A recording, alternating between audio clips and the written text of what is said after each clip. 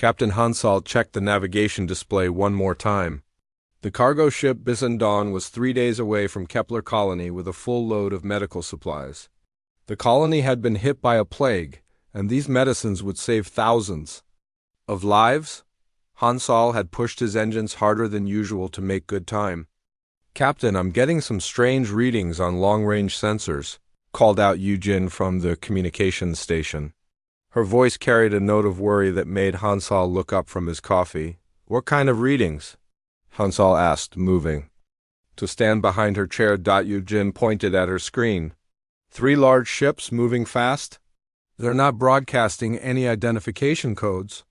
And Captain ... they're heading straight for us." Hansal felt his stomach tighten.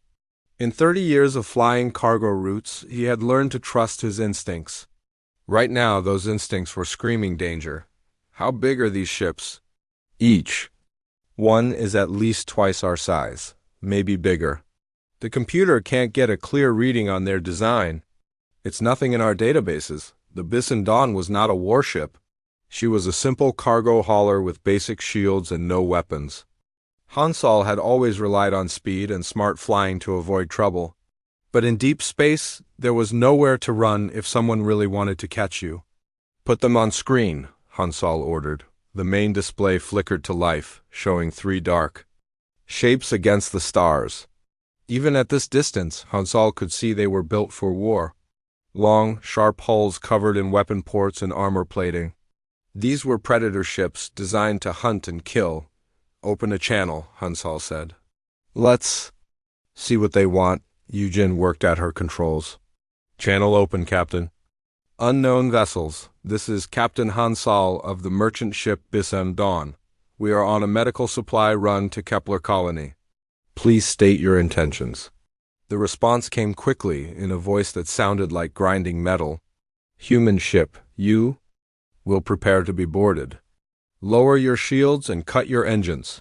Hansal exchanged a look with Yujin. Neither of them had ever heard a voice like that before. "May I ask who is making this demand?" "You may ask nothing. I am Commander Kale of the Vexstar Empire. Your ship and cargo now belong to us. You have 60 seconds to comply before we open fire." Hansal's mind raced. He had heard stories about alien raiders in the outer systems, but most people thought they were just tailies.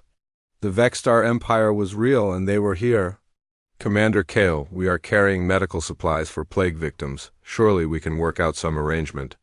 We have credits, or perhaps some of our cargo might interest." "You..." Kale's laughter was like broken glass. "You think to bargain with the Vexstar? We take what we want when we want it. Your medicines will fetch a good price on the black market.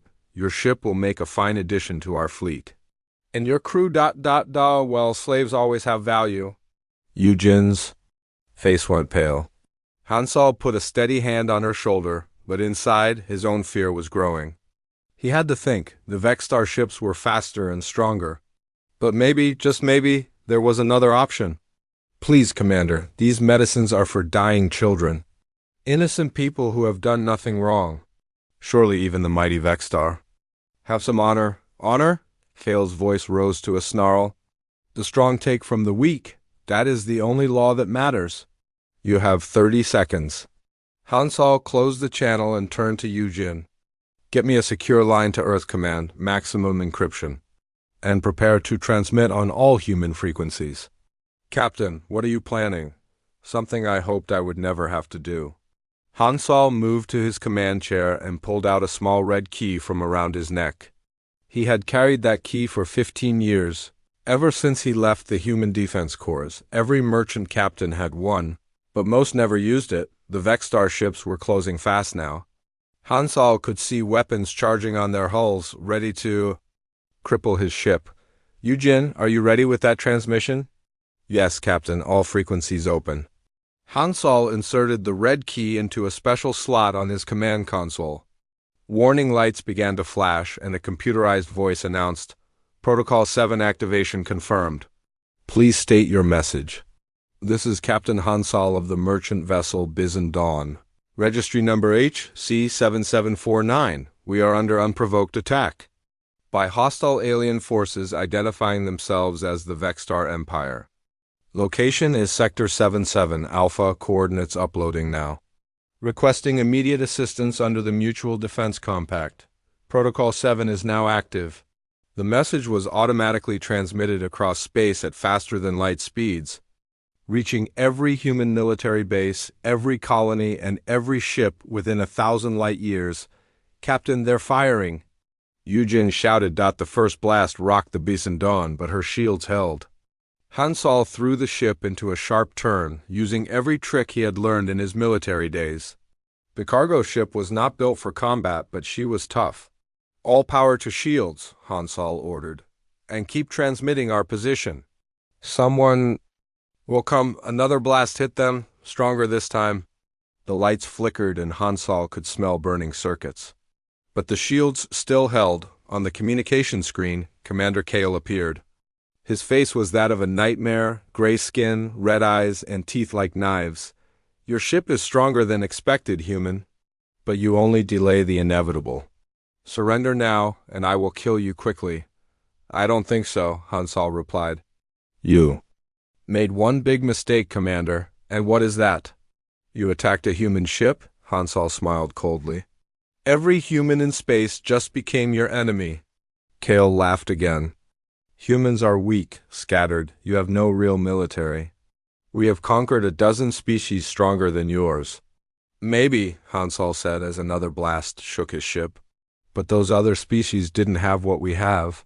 "And what is that?" "Each other." Hansal cut the channel and focused on flying. The Besan Dawn twisted and turned through space, avoiding the worst of the Vexstar attacks. Her shields were failing, but she was still flying. Yujin suddenly looked up from her station, eyes wide with excitement. "Captain, I'm getting responses to our Protocol 7 message." "Lots of them. How many?" 17 different fleets are acknowledging. The closest is Admiral Jiwoo's task force. They're already moving to intercept." Hansal felt a surge of hope. "How long until they get here?" "At maximum speed, 4 hours. 4 hours."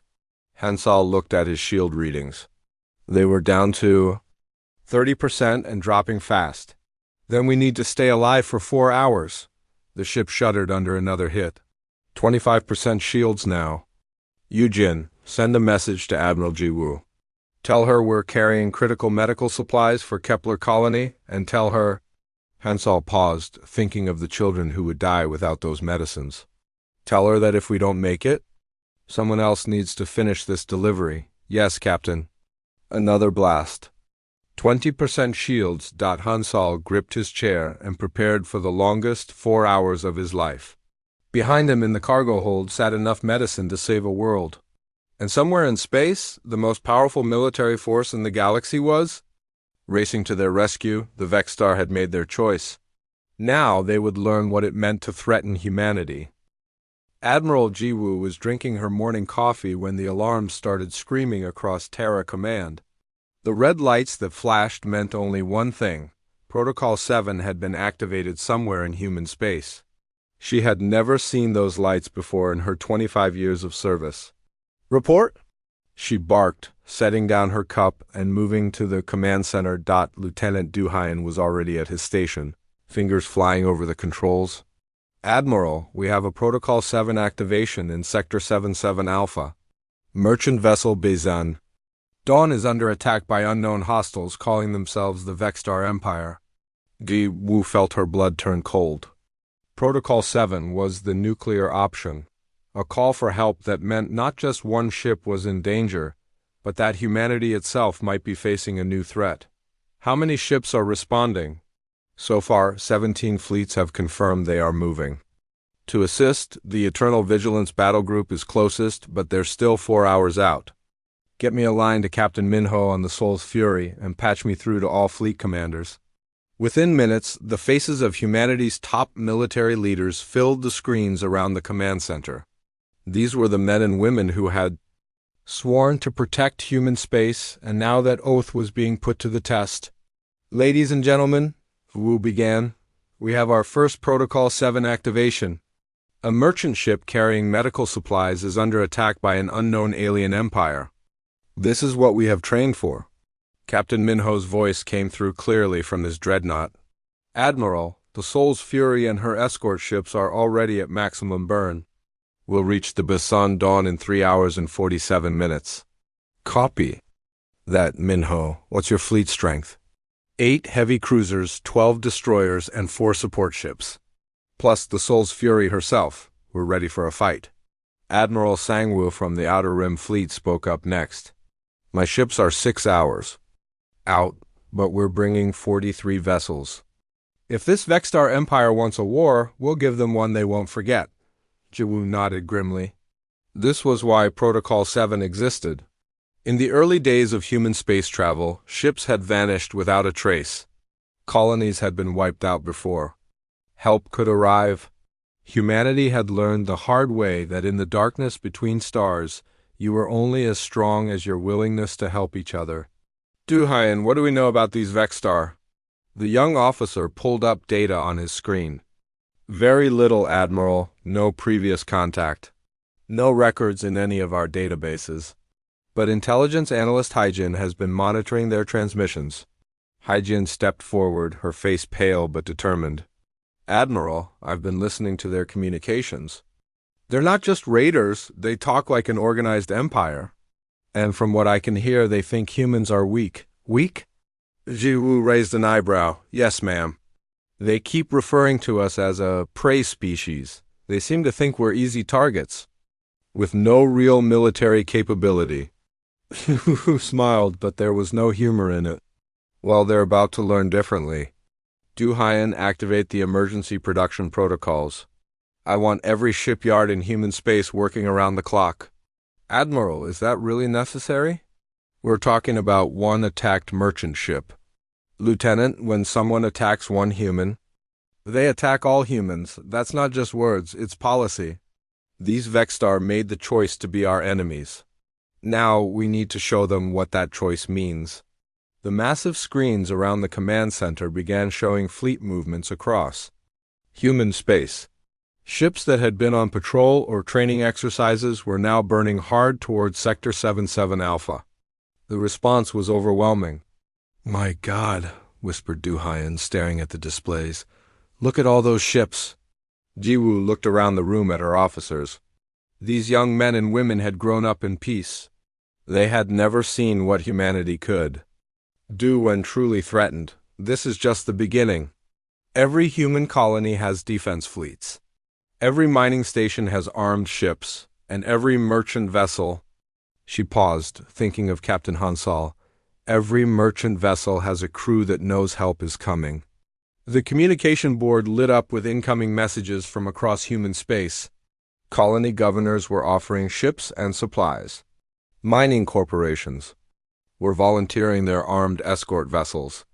Even civilian captains were requesting permission to join the response. Admiral, called out Communications Officer Yunsu, I'm getting a priority message from the Basan Dawn. Put it through. Captain Hansal's voice was strained but steady. Terra Command, this is the Basan Dawn. We're still holding on, but our shields are down to 15%. The Vexstar have 3 heavy cruisers and they're not giving up. Captain. Hansal, this is Admiral Jiwoo. Help is on the way. Can you maintain evasive maneuvers for another 3 hours? We'll do our best, Admiral. But I need you to know we're carrying medical supplies for Kepler Colony. If we don't make it, that colony is going to lose a lot of people. Jiwoo's jaw tightened.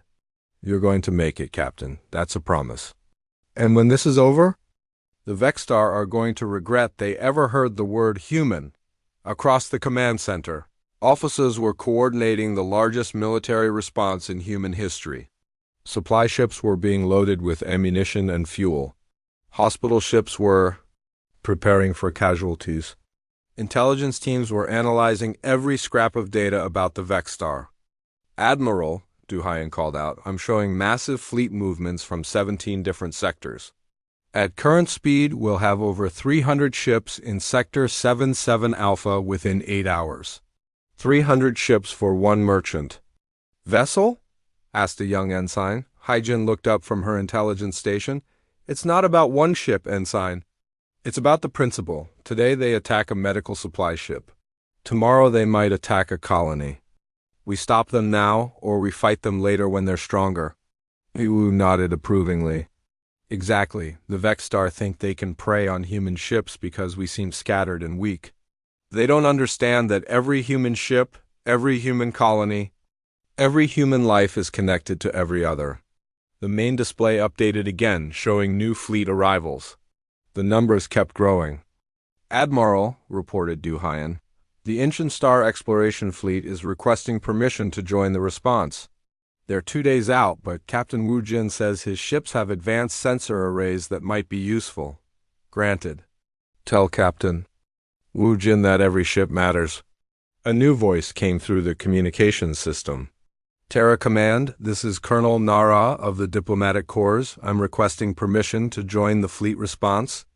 Colonel, this is a military operation. Admiral, if we're making first contact with a hostile alien empire, we need to be prepared for more than just fighting. Someone needs to try to understand who these Vexstar are and what they want. Ooh. Considered this. Granted. Report to Captain Minho's fleet for transport. The hours passed slowly in the command center. Updates came in regularly from the Bison Dawn, still fighting, still evading, still alive. And with each update, more human ships joined the response. Admiral, Du Hyan said quietly, the Vexstar have no idea what's coming for them, do they? Ji Woo looked at the tactical display showing hundreds of human ships converging on one small section of space. No, Lieutenant. They think they picked on a weak prey species. Instead, they just woke up something that has been sleeping in human space for a very long time. What's that, Admiral? Our unity, our absolute refusal to let anyone hurt our own. Yiwu's voice was hard as steel. The Vexstar wanted to hunt humans. Now they're about to learn what it means to be hunted. Commander Kale watched his weapon display with growing frustration. The small human cargo ship had been dodging his attacks for 3 hours now. Its shields were failing, but the ship kept moving, kept fighting. This was not how things were supposed to go. Commander, called his weapons officer, the human ship is down to 8% shields. One more direct hit should finish it, then stop missing, Kale snarled. How hard can it be to hit one cargo hauler? But even as he said it, Kale had to admit the human captain was skilled. The Bison Dawn twisted and turned through space like a dancer, using every asteroid and piece of debris to break targeting locks. Whoever was flying that ship knew what they were doing. Sir, I'm detecting something on long-range sensors, reported his navigation officer. What kind of something? Ships, Commander. Many ships. They're still too far away to get clear readings, but they're moving fast toward our position. Kale felt a cold touch of worry in his stomach. How many ships? I can't tell, sir. The sensors are having trouble counting them all. That's impossible. Humans don't have large fleets. They're scattered across dozens of systems with no central military. The navigation officer looked up from the screen, fear clear in his red eyes. Commander, I'm reading at least 50 ships, maybe more, and they're all heading straight for us. Kale stared at the display. This had to be some kind of mistake. The Vexstar Empire had studied human space for months before beginning their raids. Humans were weak, divided with only small patrol groups and merchant vessels. They had no real military to speak of. Keep firing on the cargo ship, Kale ordered, and prepare jump coordinates. We may need to retreat and report this to the Emperor. But before his ships could charge their jump drives, space around them exploded with incoming vessels. Ships dropped out of faster-than-light travel in perfect formation, surrounding the 3 Vexstar cruisers in a deadly circle. Kale's bridge fell silent as they stared at the tactical display. There were not 50 human ships, there were over 200, and they were nothing like the small patrol boats the Vexstar had. Expected. At the center of the human fleet was a massive dreadnought, easily twice the size of Kale's flagship. Its hull was covered in weapon ports and armor plating that made Vexstar ships look like toys. The name Soul's Fury was painted along its side in letters that seemed to glow with menace. All Vexstar vessels, came a voice over the communication.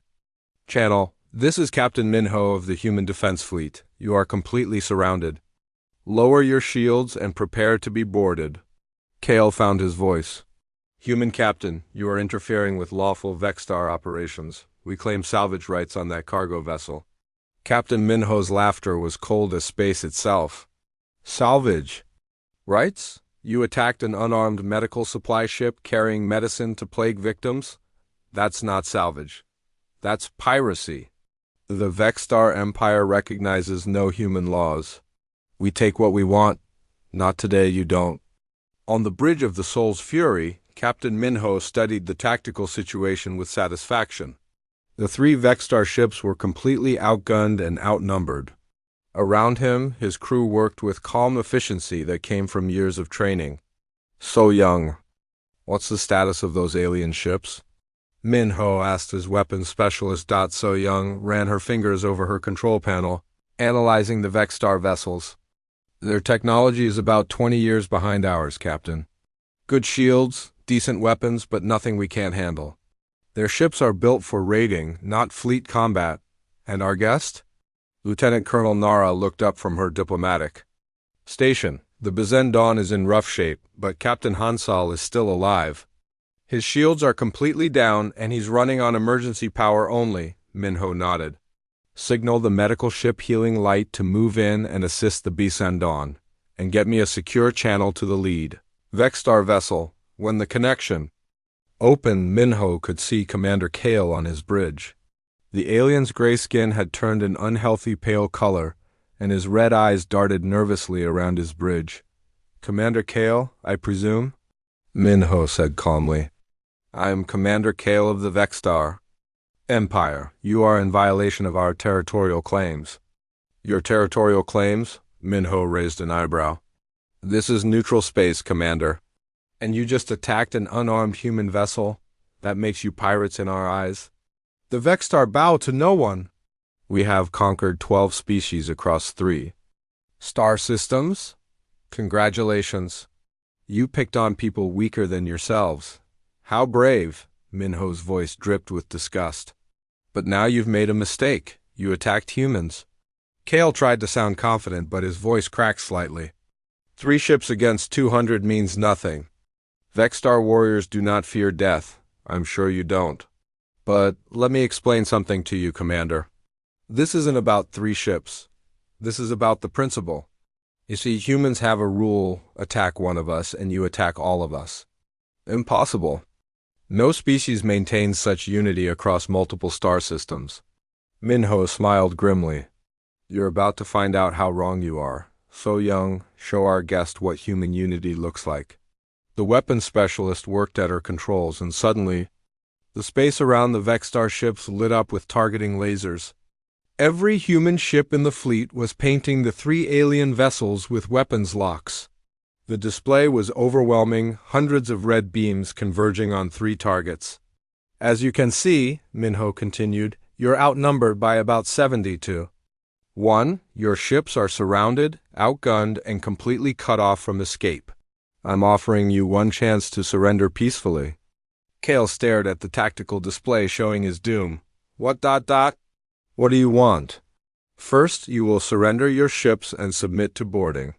Second, you will provide full information about your empire's military capabilities and territorial holdings. Third, you will explain why you thought attacking a medical supply ship was acceptable behavior.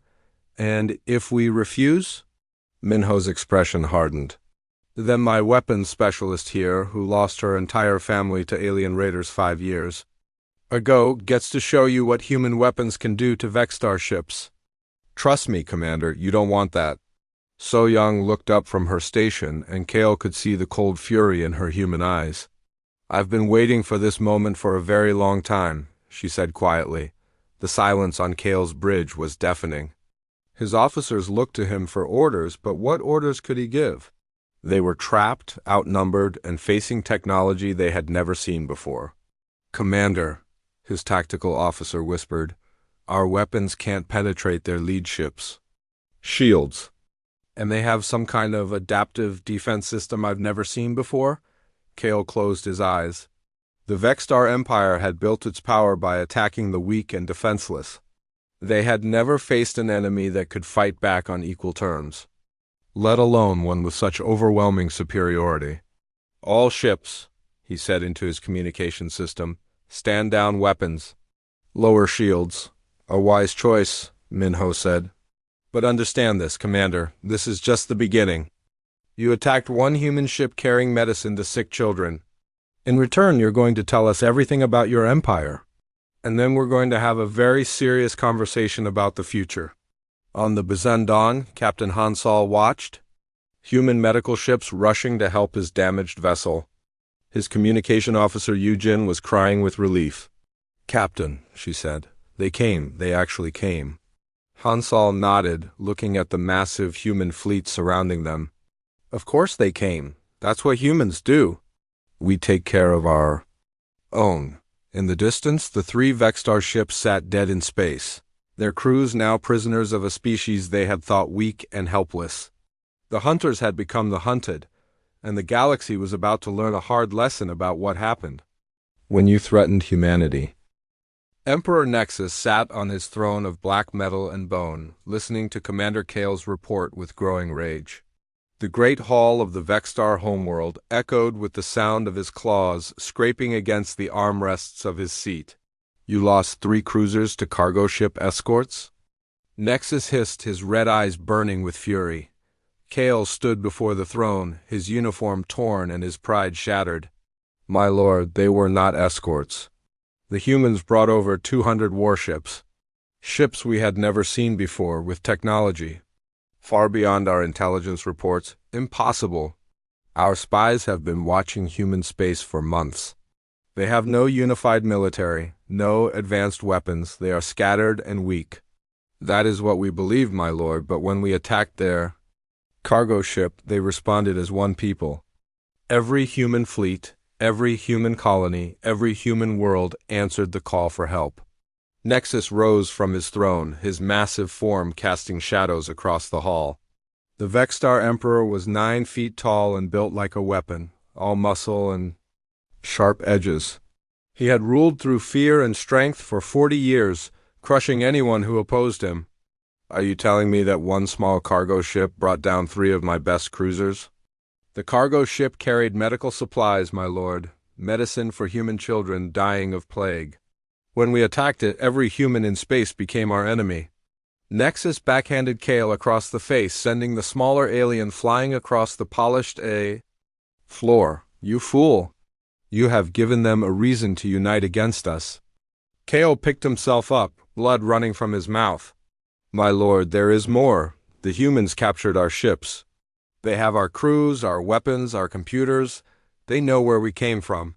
The throne room fell silent except for the sound of Nexus, breathing heavily through his rage.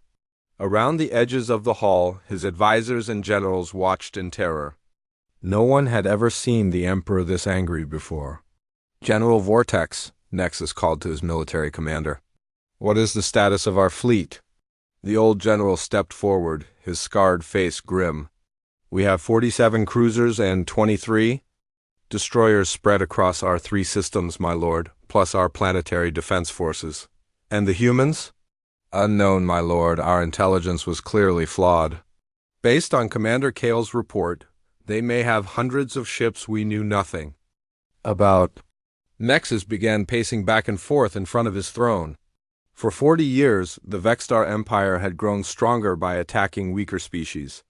They would strike fast, take what they wanted, and move on before any organized resistance could form.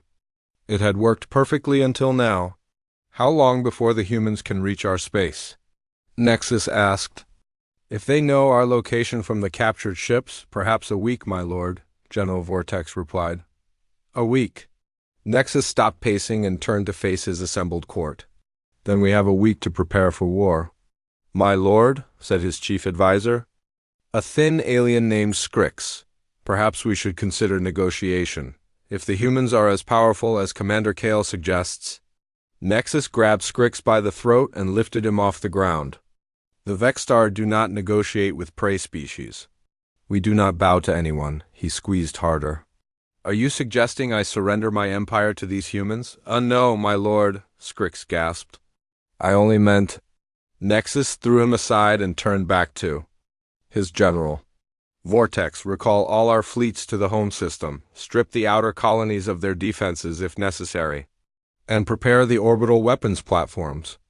Yes, my lord, and the slave worlds, arm the slaves. Tell them they fight for us now, or we execute their families. General Vortex looked uncomfortable. My lord, many of the slave species hate us. If we give them weapons, then make sure they hate the humans more. Tell them the humans are coming to exterminate all non-human life. Tell them anything you need to. Just get them fighting for us. While the Vexstar Empire prepared for war, 3 human exploration ships dropped out of faster-than-light travel at the edge of Vexstar space. Captain Wu Jin of the Ancient Star studied the readings on his long-range sensors with growing horror. My God, whispered his science officer, Dr. Kyunmi. Look at this data. Wu Jin moved to stand behind her chair. On the screen were energy signatures from dozens of planets across 3 star systems. But these were not normal colony readings. Those are slave worlds, Dr. Kyunmi said quietly. Millions of life forms, all showing signs of forced labor and imprisonment. How many species? Wu Jin asked. At least 12 different biological signatures, maybe more. Captain, the Vexstar aren't just raiders, they're running a slave empire. Wu Jin felt sick to his stomach. Get me a secure line to Admiral Jiwoo. She needs to see this. Back on the Vexstar homeworld, Emperor Nexus stood in his war room, studying battle plans with his generals. The Great Map showed all 3 Vexstar systems, with fleet positions marked in red. The humans will likely attack here first, General Vortex said, pointing to the outermost system. Our mining colonies are lightly defended. Let them come. Nexus snarled. We will make them pay for every world they take. My lord, interrupted a young communications officer, we're receiving surrender demands from the humans. Surrender demands? Nexus laughed, but there was no humor in it. Put them on the main screen. The image that appeared was of a human woman in a crisp military uniform. Her eyes were cold as winter stars, and her voice carried the weight of absolute authority. I am Admiral Jiwoo of the Human Defense Fleet. You have committed acts of piracy against peaceful human vessels. You have attacked medical supply ships carrying aid to plague victims. We demand your immediate and unconditional surrender. Nexus stepped closer to the screen. I am Emperor Nexus of the Vexstar Empire. We bow to no one, especially not to weak prey species like humans. Weak? Admiral Jiwoo raised an eyebrow. Commander Kale seemed to think differently when he surrendered his entire fleet without firing a shot. You caught us by surprise? It will not happen again. Emperor Nexus, let me be very clear about your situation. You attacked one of our medical ships. In response, we have mobilized over 500 warships and are currently en route to your space. You can surrender now and be treated with the dignity accorded to prisoners of war, or you can fight and be destroyed. The choice is yours. Nexus felt rage building inside him like a volcano. The Vexstar have ruled these systems for generations. We have never been defeated. We will never surrender to humans or anyone else. Then you have chosen destruction. I am sorry for the innocent lives that will be lost because of your pride. The transmission ended, leaving the Vexstar war room in silence. My lord, General Vortex said carefully, perhaps we should reconsider. Never. Nexus roared. Send orders to all our colonies. Every ship, every weapon, every slave warrior, they all fight for the Empire now. If the humans want our worlds, they will have to take them from our dead hands. As the orders went out across Vexstar space, millions of enslaved beings received weapons and were told to fight for their oppressors. On a dozen worlds, species that had suffered under Vexstar rule for generations were suddenly armed and desperate. On his flagship approaching Vexstar space, Captain Minho studied the intelligence reports from Captain Wu Jin's reconnaissance mission. The situation was far more complex than anyone had expected. 12 slave species, he said to Colonel Nara. Millions of innocent beings caught in the middle of this war. Captain, we can't just blow up those worlds. Most of the population are prisoners, not enemies. Minho nodded grimly. I know. This just became a lot more complicated than rescuing one cargo ship. In the depths of space, two civilizations raced toward a collision that would reshape the galaxy. The Vexstar Empire, built on conquest and slavery, was preparing to fight for its very existence. And humanity, united by an attack on their own, was coming with the full force of their military might. The war that would determine the fate of millions was about to begin. Admiral Jiwoo stood in the center of the largest military briefing room in human space. Around her, holographic displays showed fleet movements from across 100 star systems. The numbers were staggering even to her. Report, she said to her staff. Commander Duhayan stepped forward with a datapad. Admiral, we now have confirmation of 843 warships responding to the Vexstar threat. That includes everything from scout ships to heavy dreadnoughts. 800 ships, Jiwoo repeated slowly. For one attacked cargo vessel, yes, ma'am, but it's more than that now. Intelligence reports from Captain Wu Jin show the Vexstar are running slave operations across 3 star systems. 12 different species are being held as prisoners. Jiwoo nodded grimly. What had started as a rescue mission for Captain Hansal's medical ship had become something much larger. What about our special projects? Are they ready? A new voice spoke from the back of the room. They are, Admiral. Everyone turned to see a man in civilian clothes walking toward the briefing table. He was tall and thin, with graying hair and hands stained with machine oil. This was Chang Wu, the genius engineer who had spent the last 20 years preparing for exactly this moment. Chang Wu, Jiwoo said with genuine warmth. I was wondering when you would show up. Admiral, the Vexstar attack has activated protocols I hoped we would never need. But they're ready now. Chang Wu moved to the central display and entered. A series of codes. Suddenly, the holographic map changed to show something that made everyone in the room gasp. What are we looking at? Asked Duhayan. The real human military, Chang Wu replied. What you've seen so far, the 800 ships, that's just our visible fleet. Our patrol boats and defense forces that everyone knows about. The display showed thousands of additional ships, hidden in asteroid fields and secret bases throughout human space.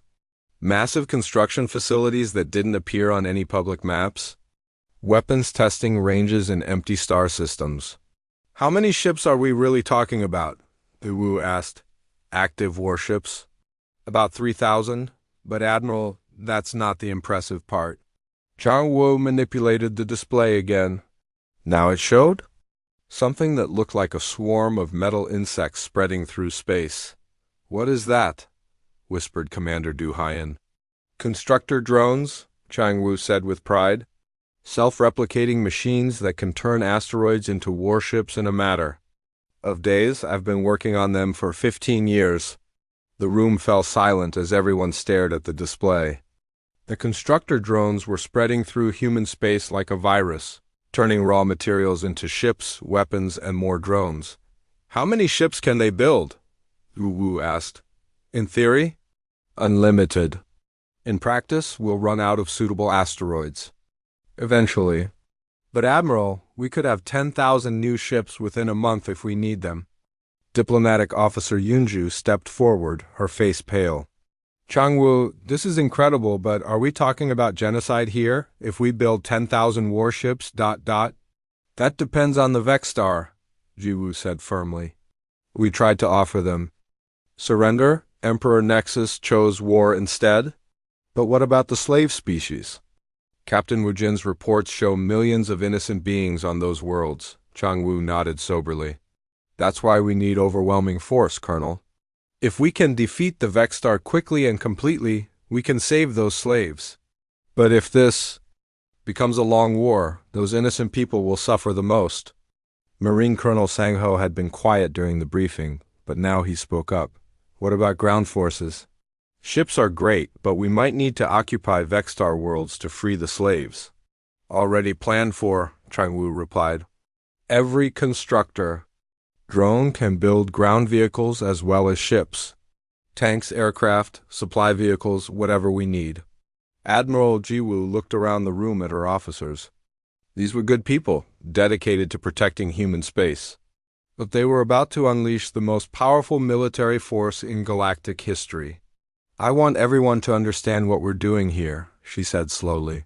For 50 years, humanity has been seen as a peaceful species. We trade, we explore, we help others. Most aliens think we're weak, but that was always by choice, Changwu added. We chose to appear peaceful because peace is what we wanted. But we never forgot the lessons of our history. We never forgot.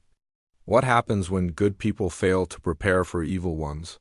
The display changed again, showing the hidden military infrastructure spread throughout human space. Secret shipyards built inside hollow asteroids.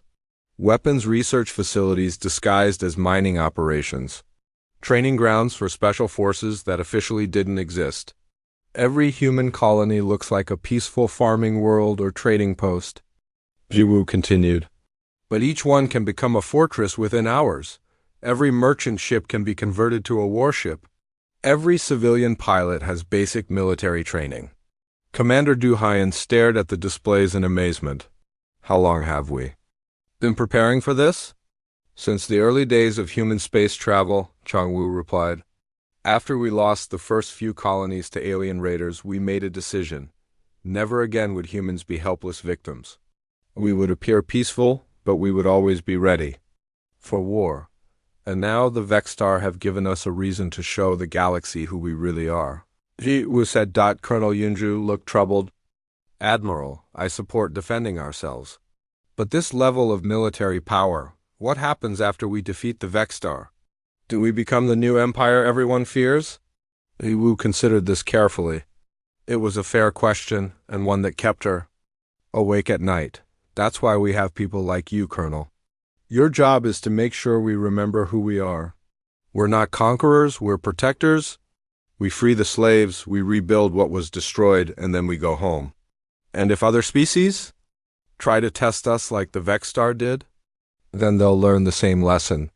Attack humans, attack all humans. Threaten innocent people under our protection, face the consequences. Changwu brought up a new display showing the current construction rate of the drones. Admiral, at current production levels, we'll have enough ships to outnumber the Vexstar 50-1 within 2 weeks. 50-1? Du Hyan whistled softly. That's not a war. That's extermination. Only if they choose to fight, Jiwoo replied. We'll give them one more chance to surrender before we attack. But if Emperor Nexus wants to play with the big boys, we'll show them what the big boys look like. Marine Colonel Sangho smiled grimly. I almost feel sorry for them. Almost. Don't, Changwu said flatly. The Vexstar have been enslaving other species for generations. They've caused more suffering than we can calculate. If they want to fight instead of surrender, then they deserve whatever happens to them. Admiral. Jiwoo looked at the tactical displays one more time. In a few days, the largest fleet in galactic history would jump into Vexstar space. The aliens who had thought humans were weak prey were about to discover their mistake. Gentlemen, ladies, she said to her staff, we're about to make history. The Vexstar attacked one medical supply ship carrying medicine to sick children. In response, we're going to end their empire and free every slave they've ever taken. And after that?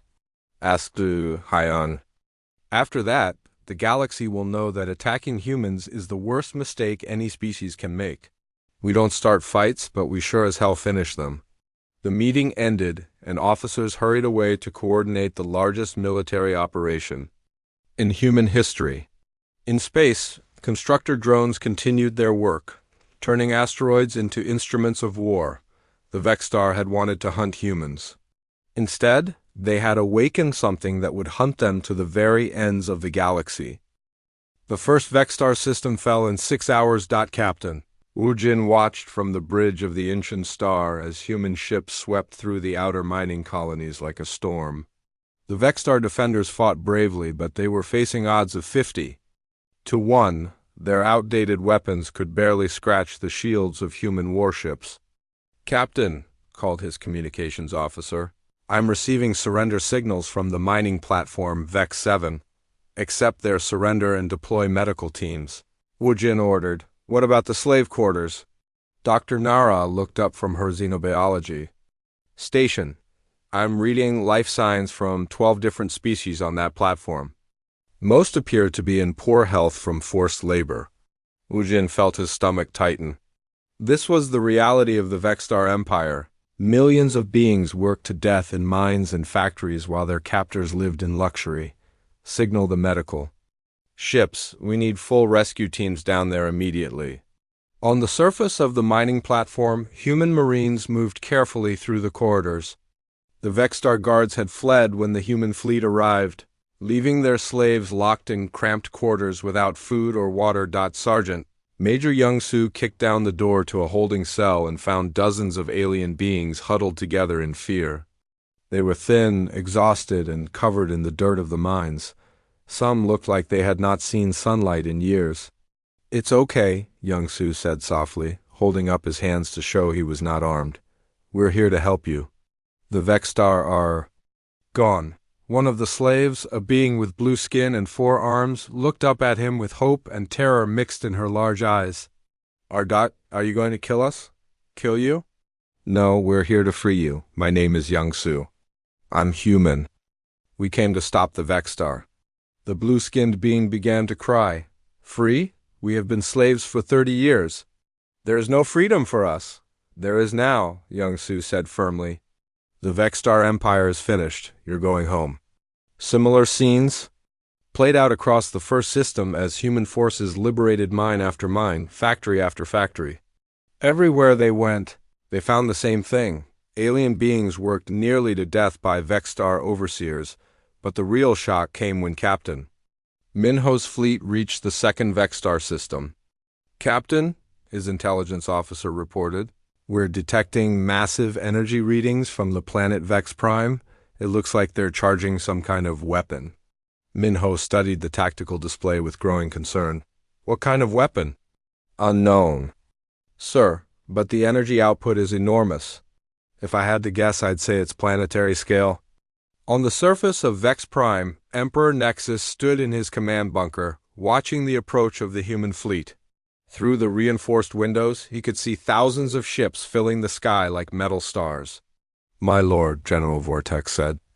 Nervously, the humans are demanding our surrender. They promise to treat us fairly if we give up now. Fairly? Nexus laughed bitterly. They destroyed our outer defenses in hours. Our ships are scrap metal. Our empire is dying, and you talk of fair treatment? Perhaps we should consider. No, Nexus slammed his fist on the control panel. If the Vexstar Empire must die, then everything dies with it. Activate the planet destroyer. General Vortex went pale. My lord, that weapon will kill everyone. On this world, all the slaves, all our own people. Better death than slavery to humans. The massive weapon began to charge, drawing power from the planet's core. If it fired, it would crack Vex Prime like an egg, killing millions of innocent slaves along with their Vexstar masters. In space, Captain Wu Jin's sensors detected the energy buildup. My God, he whispered. They're going to destroy their own planet rather than surrender. He opened the channel to Admiral Jiwoo. Admiral, we have a problem. The Vexstar are charging some kind of planet-killer weapon. If they fire it, every slave on that world dies. Jiwoo's voice was grim. How long do we have? Maybe 30 minutes before the weapon reaches full charge? Can we stop it? Not from space. Someone would have to get down there and shut it off manually. On his dreadnought, Captain Minho was already planning the impossible. So young, can our Marines punch through their planetary defenses? His weapons specialist studied the readings. The defenses are heavy, Captain. We'd lose a lot of people getting down there. But could we do it? Yes, sir. But we'd need a distraction. Something to draw their fire away from the landing ships. Minho smiled grimly. I think I can arrange. 20 minutes later, the human fleet launched the most desperate attack in military history. Half the ships focused their fire on the planetary weapon, trying to damage it from space.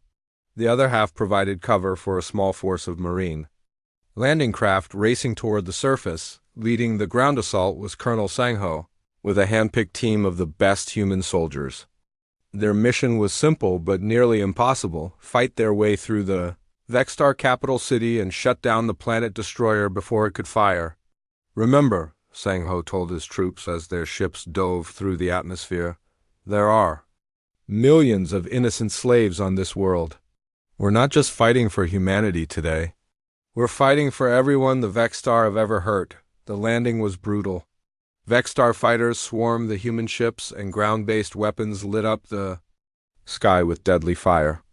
But the Marines fought their way through, establishing a beachhead just outside the capital city. "Move fast," Sang-ho ordered. "We have 15 minutes before that weapon charges."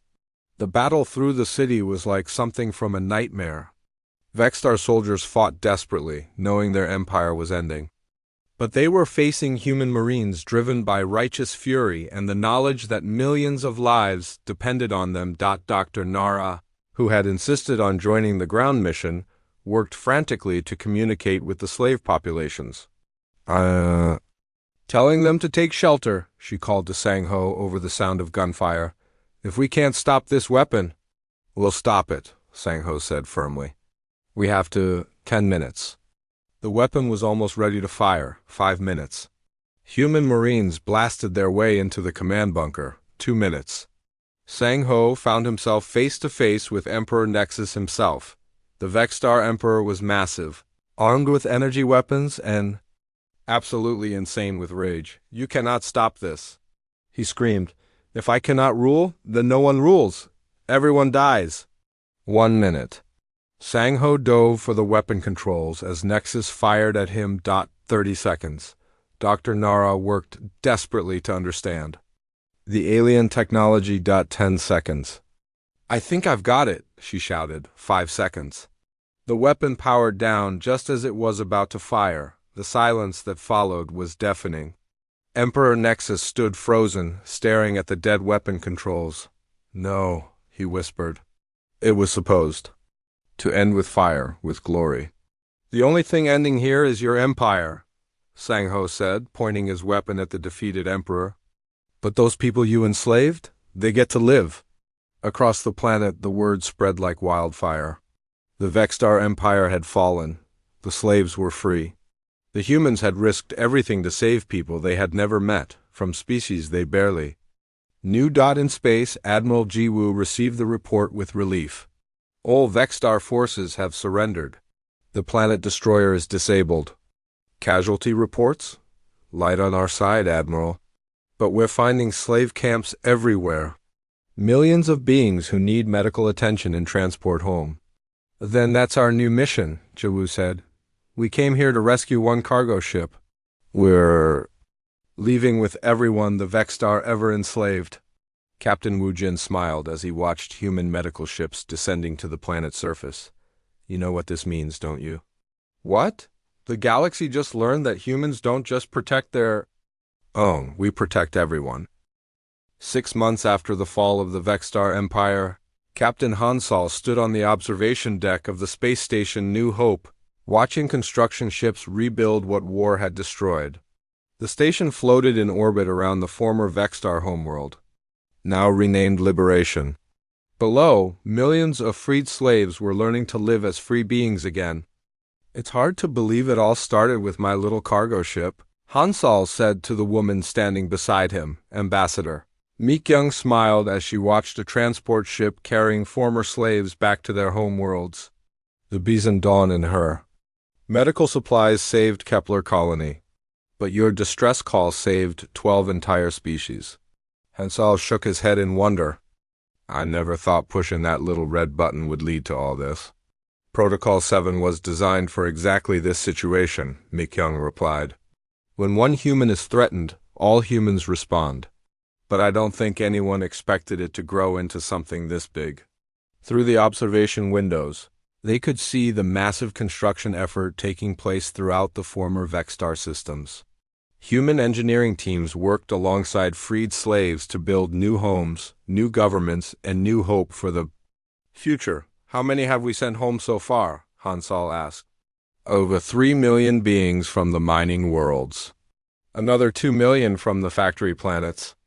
And we're still finding hidden slave camps every week. Dr. Nara appeared in the doorway behind them. Ambassador, the council meeting is about to start. The representatives from all 12 liberated species are here, Mick Young nodded. Thank you, Doctor. Hansal, would you like to attend? As the man who started all this, you have a right to see how it ends. The three of them walked through the corridors of New Hope toward the main conference room. Along the way, they passed beings from a dozen different worlds, some with blue skin and 4 arms, others with scales and tails, still others that look like walking trees or floating crystals. It's amazing how different they all are, Hansal observed. Yet the Vexstar enslaved them all the same way. Evil is evil, regardless of what species practices it, Dr. Nara said quietly. But so is kindness. That's why this is working. The conference room was filled with representatives from every species the humans had liberated. At the head of the table sat Admiral Jiwa, no longer in her military uniform but wearing the simple clothes of a diplomat. Ladies, gentlemen, and distinguished beings, Jiwu began, we are here today to formally establish the Liberation Accords. These agreements will govern how the former Vexstar territories are divided and administered. A tall being with silver skin and large black eyes raised a tentacle-like arm. Admiral Jiwu, my people are grateful for our freedom. But we must ask, what do the humans want in return? No species liberates others without expecting something, Jiwu smiled. A fair question, Ambassador Zenf. The answer is simple. We want you to be free, that's all. But surely you want trade rights, territory, access to our resources? We want to trade with you, yes, but as equals, not as masters. We want to be your allies, not your rulers, and as for territory ... Jiwu gestured to the star map on the wall. You can have the Vexstar worlds, we have enough of our own. The room fell silent. Many of the liberated species had lived as slaves for so long they had forgotten what freedom looked like. Another representative spoke up, a being that looked like a walking plant with flowers for eyes. What about the Vexstar themselves? Will you execute them all? No, Jiwu said firmly. Emperor Nexus and his top generals will be tried for war crimes. But the ordinary Vexstar citizens and soldiers will be relocated to a single world where they can rebuild their society without slaves. You would show mercy to our oppressors? Asked a reptilian being with scales like armor. We show justice, Wu corrected. Not all Vexstar were evil. Some were just following orders out of fear. They deserve a chance to prove they can change. In another part of the station, former Vexstar officer Young Su sat in a small room, learning human languages and customs. He had been one of the few Vexstar to surrender voluntarily when the humans arrived. Sickened by what his empire had done to innocent beings, Captain Wu Jin entered the room and sat down across from him. How are you adjusting to life outside? The Empire? Young Su looked up with haunted eyes. It is difficult. For my entire life I was taught that the strong rule the weak, that taking what you want is natural. Now I see the suffering we caused, and I do not understand how I was so blind. You weren't the only one, Wu Jin said gently.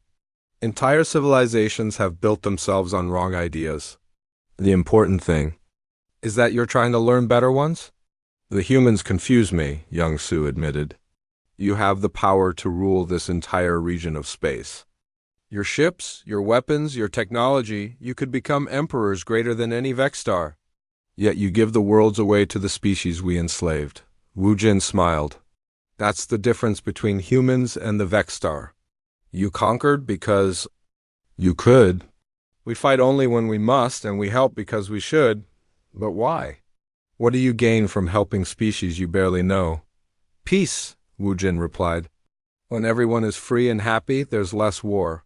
When everyone has what they need, there's less conflict. We learned long ago that the best way to protect ourselves is to protect everyone else too. Back in the conference room, the Liberation Accords were taking shape. Each liberated species would receive their former homeworlds plus compensation. From Vexstar resources, trade agreements would be established, and most importantly, a mutual defense pact would protect them all from future threats. There is one more matter, Admiral Guwu announced. The humans propose to establish a new organization, the Galactic Liberation Council. Any species that commits to protecting the innocent and preventing slavery will be welcome to join. Ambassador, Zenth leaned forward. And who would lead this council? No one species, Guwu replied. It would be governed by representatives from all member worlds, with decisions made by consensus. The humans would have one vote, the same as everyone else. The room buzzed with excited conversation. For the first time in generations, the smaller species of the galaxy would have a voice in their own destiny. Dr. Nara stood up to address the assembly. If I may, I would like to propose that this council's first official act should be to honor the man who made this all possible. Captain Hansal's courage in the face of certain death started the chain of events that led to your freedom. Every being in the room turned to look at Hansal, who blushed deeply. I was just trying to deliver medicine to sick children, he said quietly. Exactly, Dr. Nara replied. You were doing what humans do, helping others, even when it's dangerous. That's why this all worked. Admiral Jiwu smiled. Captain Hansal, the Council would like to name you as our first special ambassador for humanitarian affairs. Your job would be to make sure we never forget why we did this. Hansal looked around the room at all the faces, beings from a dozen worlds, all free because one human had pushed a red button and called for help. I accept, he said, simply. As the meeting ended and representatives dispersed to their various worlds, Hansal found himself alone with Admiral Jiwu on the observation deck. Do you think it will last? He asked, watching ships carry freed slaves back to homes they thought they would never see again.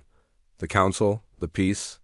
Jiwu considered the question carefully. Maybe not. But we've planted a seed, Hansal. We've shown the galaxy that cooperation works better than conquest, that helping each other makes everyone stronger. And if someone tries to be the next Vexstar Empire? Jiwu's smile was cold as space itself. Then they'll learn the same lesson. Emperor Nexus learned? Attack innocent people, hurt those under our protection, and face the consequences. The galaxy now knows that humans keep their promises, whether those promises are to help our friends or destroy our enemies. Hansal nodded, looking out at the stars where human ships patrolled alongside vessels from 12 liberated worlds. You know what this means, don't you? What? My little medical supply run turned into the founding of a galactic government? Jiwu laughed.